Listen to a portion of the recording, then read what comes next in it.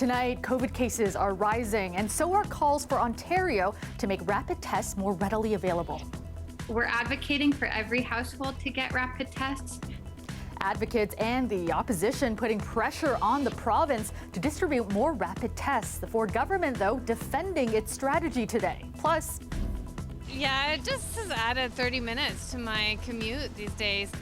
Toronto's eastern waterfront is in the midst of a major makeover, and with that, traffic woes. The city giving an update on construction tonight while addressing concerns from residents. And the city is looking to get rid of the requirement for condos to build parking for residents. But some say while this may help with affordability, it could also create another problem. Good evening, I'm Kelda Yoon. Ontario's COVID-19 Science Advisory Table is expected to release a brief on rapid tests tomorrow morning. Now, this comes amid growing calls to make the tests more widely available and free for everyone. The government, though, defending its approach today and also creating some confusion with its statements. Lorenda Redekop explains. Will the Premier finally do the right thing, change the game, and make rapid tests free and accessible to all Ontarians? Pressure from the opposition to make rapid tests more available. That's as COVID cases again hit more than 1,000 today, and there are 239 outbreaks in elementary schools. The only reason why people need to pay $40 for a test is if they're going to travel, and if that is happening, then yes, they will have to pay $40. Otherwise, these tests are free of charge to people who come in, symptomatic or asymptomatic in some situations. Order. Her office later clarified that free rapid tests are only available for people considered to need them, for certain jobs or before surgery, for example. The province says it's handed out more than 34 million tests so far. We're doing 57% of all rapid tests in the entire country, so we're handing out more tests than every province and territory combined. We're handing it out in transit areas. We're handing it out to businesses. However, the Premier's office clarified that distribution at transit hubs is still to come, part of a holiday blitz that will also include rapid testing at malls, with details coming next week. Pressure on the government has also been growing on Twitter, with people using the hashtag #FreeTheRats, meaning rapid antigen tests, the name created by a group pushing for more access. If we can test before school, test before work, test before family gatherings, this is how we're going to beat this thing down. She says they're an extra tool on top of vaccinations, masking, and ventilation. If you don't take these rapid tests, you start developing symptoms. By then, it's much too late and you've spread the virus. The Premier's office says its priority is high-risk settings, including schools. The Toronto District School Board says as early as this week, students will receive a 5-pack of rapid tests to use over the holidays. Those tests should have been available in September, right? It's December, and they haven't got them yet. It's poor planning. The government's dragging its feet. The Science Table is expected to release a brief on rapid tests tomorrow morning. Its scientific director, Dr. Peter Juni, told CBC Radio's As It Happens that based on their analysis, accessibility to the tests should be improved. Lorenda Redekop, CBC News, Toronto. There are also calls tonight for the Ontario government to immediately allow all adults to get a 3rd dose of a COVID vaccine. It comes as new research is showing just 2 doses of the Pfizer-BioNTech vaccine is significantly less effective when it comes to fighting against the Omicron variant. Chris Glover explains. Only around 30% of Ontarians aged 70 and up eligible for a 3rd COVID vaccine dose have actually gotten one. And in the face of the likely more contagious Omicron variant spreading around the world, local officials are pleading for that percentage to go higher. Getting your booster will help to top up your active immunity. We want eligible residents to get their boosters as well.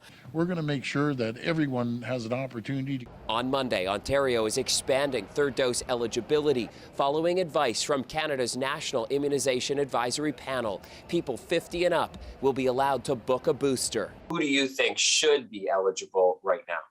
I think we should open it up to 18 and up.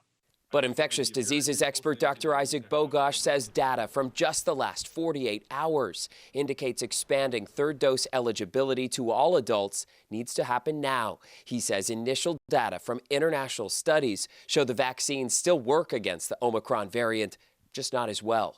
The thing here is this virus moves very quickly. And now there's new information about the Omicron variant that really suggests that 3 doses will perform better than 2. That efficacy drop echoed today by vaccine maker Pfizer, but the company says tweaking the formula can happen quickly. The current booster will be enough to maintain protection, but if we need one, I'm sure we can make one.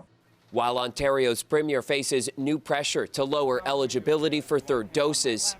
When you fail to prepare, you better be prepared to fail.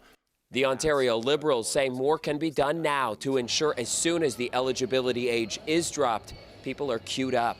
Again, confusing. No pre-registration, no setup or no mechanism or no infrastructure in place to make it easy and seamless. These are basic tools that exist at the government's disposal. And this is no longer March 2020. Unlike the early stages of the pandemic, Dr. Bogosh fears people are becoming vaccine complacent. We really need to get back to that sense of urgency to get people their third dose, especially given what's on our doorstep here. Advice that's particularly timely as people will be gathering over the holidays. Chris Glover, CBC News, Toronto. A 2-year-old child was rushed to hospital with serious injuries tonight after they were struck by a vehicle in Brampton. It happened at Avondale Boulevard and Autumn Boulevard at about 6 o'clock. The child was in a stroller when they were struck. Peel paramedics rushed the child to hospital where their injuries were deemed serious but thankfully not life-threatening. The driver remained on scene and is cooperating with police. The CFL has suspended Toronto Argonauts executive John Murphy indefinitely for an altercation with fans after the East Division final on Sunday. The Hamilton Ticats defeated Toronto to advance to the Grey Cup. Now, after the game, Murphy, who is the VP of Player Personnel, and some Argos players got involved in an altercation with fans as they left the field. Video of the incident soon went viral. On Monday, both the CFL and Argos stated they were reviewing the matter. Meteorologist Colette Kennedy joins us now with a first look at the forecast. And Colette, another chilly and pretty dreary one out there today. Yeah, it certainly has been kind of a day for some poorer driving conditions, too, with some of the lighter snow from earlier through the GTA, a little more significant into eastern Ontario and some areas where we're talking about some of the weather advisories around the Bruce Peninsula and to the lee of Georgian Bay there, anywhere kind of to the east, where we're not only looking at advisories for some poor road conditions, but we're also looking at the risk of some of these snow squalls and some warnings there of picking up an additional 5 to 10 centimeters, although those are kind of winding down here as we're getting into closer to the overnight hours. So as those wind down, we'll see kind of partial clearing through the overnight hours. It allows us to have some areas tomorrow morning to the west of Lake Ontario here, stretch where we'll start off with at least some sunshine mixing in with the cloud cover, much more of it into eastern Ontario and less into the southwest. And then as the day wears on, becoming overcast as the system, it's a warm front that's approaching, but out ahead of that warm front, we'll get into some light snow. Likely it'll be late afternoon into the evening before it reaches the GTA, but just know a few centimeters possible before things begin to warm up and change it. -7 tonight, and tomorrow, hey, how about a high of 0? That's where we're going. All right, thanks so much, Colette. The U.S. Coast Guard pulled a body from a submerged vehicle stuck in rushing rapids today, just meters from the brink of Niagara Falls on the American side. A Coast Guard diver hanging from a helicopter managed to climb into the car. New York State Parks Police say the body of a woman in her 60s was recovered. She was the only person in the vehicle. Authorities say the victim lived in the area. Police are now investigating how the car entered the Niagara River. During the time of the incident, the nearby roads were slippery after some light snowfall. Well, housing affordability is a growing problem across Canada, and congestion is impacting the environment. But one solution under consideration here in Toronto may create another problem, especially for existing residents. Jamie Strachan explains. For some condo dwellers in Toronto's congested downtown core, having a place to park is important. Why would I spend money on a condo and then go somewhere else to park my car? For others, not so much. Because I don't drive. I don't like driving in the city. It's not an easy thing to do. Currently, all new condos must provide some parking. The city hopes to remove that requirement, and the initiative isn't purely environmental. We want to make it easier for people to not own a car because that can help them save on their housing costs. Currently, about 30% of spots valued at more than $150,000 are not used. People who may not need parking are actually then forced to buy that parking stall just because it comes with the unit, and that's really where we feel this will help affordability. A number of residents' associations oppose the idea, concerned condo dwellers will crowd busy streets. They're going to find places on the street and deny people who live in those areas street parking, which is their right. Many other cities have already done this, including Edmonton. So too have London, Mexico City, and San Francisco. Experts say these experiments have allowed developers to match parking with actual demand and, in some cases, reduce the cost of condo living. People are always afraid that there won't be any parking, but that's foolish to think that developers are not going to take into account that some of their residents are willing to pay for a parking space. This isn't a war on cars, say proponents, simply an acknowledgement that things like ride sharing and bike sharing have reduced the demand for cars in the core. Jamie Strachan, CBC News, Toronto. Metrolinx releasing changes today to the Yonge North Subway Extension route. The company says it received complaints that shifting the route off of Yonge Street could cause disruption to the community. Now, in response, Metrolinx says it will build the tunnels deeper underground and on a route that travels under half as many homes. Now, tunnels will now be constructed mostly under Baythorn Drive after turning east from Yonge. A milestone today in the development of Toronto's eastern waterfront. The mayor, councillors, and provincial and federal politicians were on hand to celebrate the arrival of a new 57-meter bridge. Now, it will span the new mouth of the Don River as flood protection work continues to reroute the river. You know, people think it couldn't happen here in Toronto. But the fact is, with the weather patterns that we're seeing caused by climate change in the main, we are seeing storms now that have the potential to flood areas of our very own city, residential areas where people live. Now, this is the third bridge of 4 bridges to be delivered as part of the Portland's flood protection project. All 3 levels of government are contributing to the $1.2 billion project, which will eventually result in a new mixed neighborhood on previously contaminated land. And the flood protection project was just one of the topics discussed at a community meeting tonight. Also on the agenda, the impact of removing the Logan ramp from the Gardiner Expressway, a project that began in the summer. Now, the Gardiner takedown adding even more congestion in the area. The city giving an update on construction tonight to address concerns from residents. Dahlia Ashry has more. Salkamai Kelly commutes every day from Toronto's West End to the East End for work. So usually how long would your commute take before? Probably 30 minutes, give or take. Yeah, so now it's close to an hour or sometimes even longer. Like I think I've sat on Lakeshore for a good 45 minutes alone to just even get on to the Gardiner. From the Portland's flood protection project to the Gardiner Expressway rehabilitation plan, there is much construction along the city's eastern waterfront, resulting in a lot of congestion. Eric Fleury lives nearby. And I know that there's going to be lots of changes in the next few years, let's say 5 to 7 years. I think it's going to get really worse. A sentiment echoed in tonight's City Town Hall meeting. Councillor for Toronto Danforth, Paula Fletcher, says she understands. You're going to be living with construction for a long time, and it really gets frustrating. The city began work to remove the Logan ramp from the Gardiner Expressway in August. Councillor Brad Bradford says that is key to the Portland's flood protection plan. In the grand arc of city building, these are short-term pains for long-term gains. It's for sure it's a nuisance, but hopefully it's for the long-term benefit. Right now, connecting the Gardiner East with Lakeshore lanes are reduced from 3 to 1 before reaching the intersection at Carlisle. Fletcher says they are working on ways to reduce congestion in the area, including signal timing at the Carlisle and Lakeshore intersection, and there will be paid duty officers in order to make sure the traffic is moving well and in an orderly fashion. Cycling and pedestrian detours will begin next month and will run until March 2022 from Corktown Common to Cherry Street. The Portland's flood protection project is expected to be completed by 2024, and Gardiner construction can be expected to go on until 2029. Dahlia Ashry, CBC News, Toronto. Welcome back. Toronto has announced big plans for New Year's Eve with the return of festivities after a quiet 2020. Ring in 2022 and try to make up for the shows we missed due to COVID-19. We will have an unprecedented fireworks show at midnight on New Year's Eve, but there will be a big difference in how it's actually put on.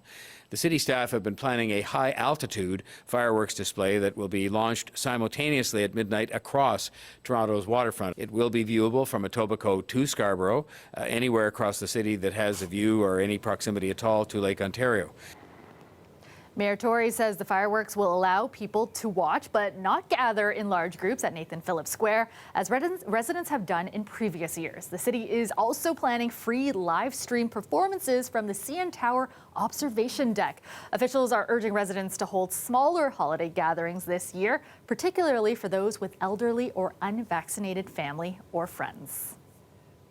A new campaign is using music as a tool to help men unlearn the societal norm that showing emotion is weak. Ali Chiasson has more on White Ribbon Canada's latest project. Music can move you physically, but when the right song hits at the right time, it moves you emotionally. That power of music is being tapped into in a new awareness campaign called Uncomposed. Music definitely has the power to unlock our emotions, to help us to process it. The music you're hearing is an original score written to evoke emotion. That's when we engaged with musicians.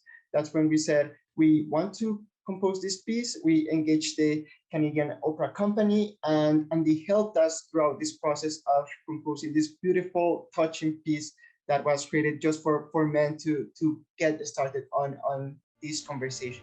White Ribbon Canada engages men and boys in the prevention of gender-based violence. And this is an exercise in unlearning the societal norm that emotions equal weakness. We've come to realize that if we don't challenge this aspect of not being vulnerable, then men are not going to be able to create healthy relationships that are based on good communication skills, displaying your emotions and showing yourself as you truly are. The idea of a man showing vulnerability is difficult to do because it's not accepted. As soon as that cello hit, I remember distinctly this feeling of this big weight just kind of coming down on me, this emotional weight, and it was totally unexpected. And that was it. I started to reflect about, my job as a dad, and, newly separated. So, all the responsibilities that come with being a parent.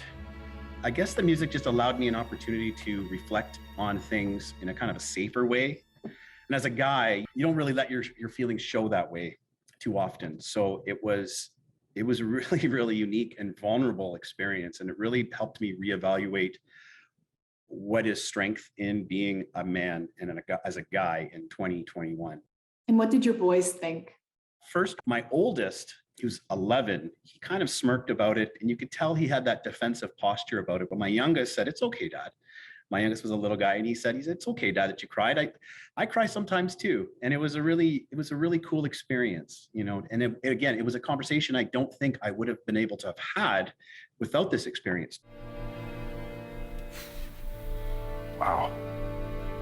Ali Chiasson, CBC News, Toronto.